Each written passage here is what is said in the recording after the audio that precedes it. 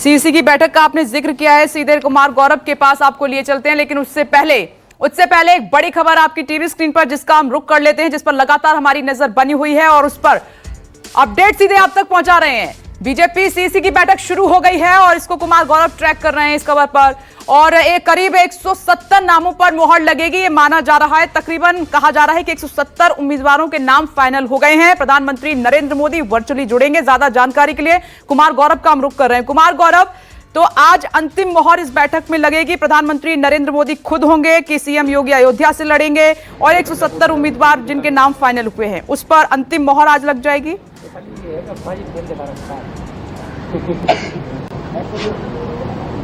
देखिए, बिल्कुल सीईसी की बैठक में ही बीजेपी के उम्मीदवारों के नामों पे अंतिम मुहर लगती है। और पिछले 2 दिन से जो कवायद चली है, 10-10, 11-11 घंटे बैठक लगातार अमित शाह के नेतृत्व में मुख्यमंत्री योगी, डिप्टी सीएम और उत्तर प्रदेश के जितने भी चुनाव प्रभारी हैं उन सभी की हुई है। कल रात भी 1:30 बजे रात तक इनकी बैठक चली है और आज वो वक्त है जब 10 बजे अब बैठक शुरू हो चुकी है।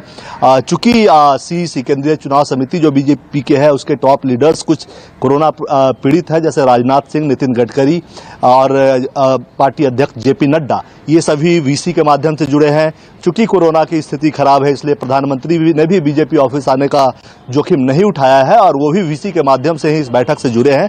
और बाकी सदस्य और उत्तर प्रदेश की जो लीडरशिप है वो यहाँ बीजेपी दफ्तर में बैठ गई है और बैठक शुरू हो गई है। जाहिर तौर पर पिछले 2 दिनों से जो शुरुआत के 3 चरण के 170 नामों पे चर्चा हुई है, स्क्रूटनी हुई है, उन नामों पे अंतिम मुहर लगेगी। जहां तक योगी आदित्यनाथ का सवाल है, ये साफ है कि योगी आदित्यनाथ समेत योगी कैबिनेट के जितने भी एमएलसी हैं यानी विधान परिषद के सदस्य हैं उनमें से ज्यादातर लोग चुनाव लड़ेंगे। योगी आदित्यनाथ के अयोध्या से लड़ने की खबर है, जैसा कि कल हम लोगों ने ये खबर चलाई भी थी कि कोर ग्रुप में इस बैठक को इस बात पर सहमति बनी कि योगी आदित्यनाथ के अयोध्या से लड़ने से एक धार्मिक आधार, धार्मिक मजबूती, तो जो पार्टी की लाइन है हिंदुत्व का उसको तो मजबूती मिलती ही है। अयोध्या को विकास का मॉडल भी मानती है बीजेपी, तो विकास और धर्म दोनों का कॉकटेल अगर योगी आदित्यनाथ अयोध्या से लड़ते हैं तो होगा और इसका फायदा अवध क्षेत्र और तमाम उत्तर प्रदेश में बीजेपी को मिलेगा, ऐसा बीजेपी कोर ग्रुप का मानना है। हालांकि योगी आदित्यनाथ की तरफ से सहमति इस पे उन्होंने कुछ नहीं कहा था, वो मुस्कुराकर चुप रह गए थे।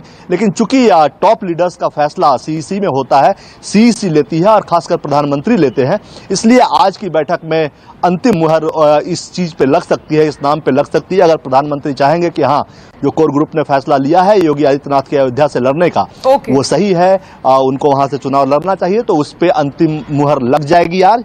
और अभी ये बैठक लगभग 3-4 घंटे चलेगी, सभी नामों पे विस्तार से चर्चा होगी। चूंकि उत्तर प्रदेश का चुनाव काफी क्रूशियल है।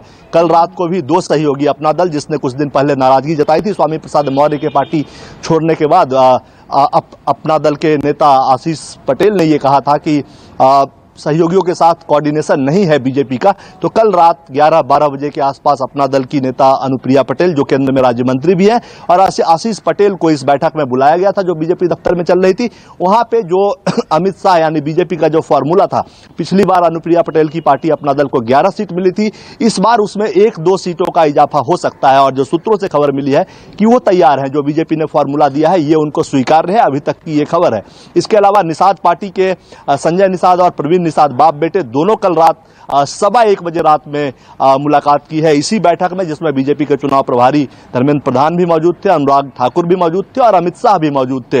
वहां भी उन्हें 5 से 7 सीटों का ऑफर मिला है और बताया यह जा रहा है कि निषाद पार्टी भी तैयार है, बीजेपी का जो फॉर्मूला है उससे वो एग्री कर रही है, यानी कि इन दोनों दलों के साथ बीजेपी का गठबंधन पक्का है। खुद की 170 सीटों में से कुछ सहयोगियों को जाएंगी, लेकिन मोटे तौर पे गठबंधन जो अभी 2 सहयोगी हैं उनके साथ बीजेपी का फाइनल हो चुका है। औपचारिक ऐलान 1-2 दिन में होगा। आज जिन नामों पे अंतिम मुहर लगेगी उसका ऐलान कल मकर संक्रांति के बाद। कुमार गौरव, आप नजर बनाए रखिएगा, मैं अपडेट आगे आपसे लेती रहूंगी। नमस्कार, मैं हूं मानक गुप्ता। अगर आपको हमारा ये वीडियो पसंद आया हो तो इसे लाइक और शेयर जरूर करें, और हां, हमें सब्सक्राइब और फॉलो करना ना भूलें ताकि आप देश और दुनिया की कोई खबर मिस ना करें। तो जुड़े रहिए हमारे साथ और देखते रहिए न्यूज़ 24।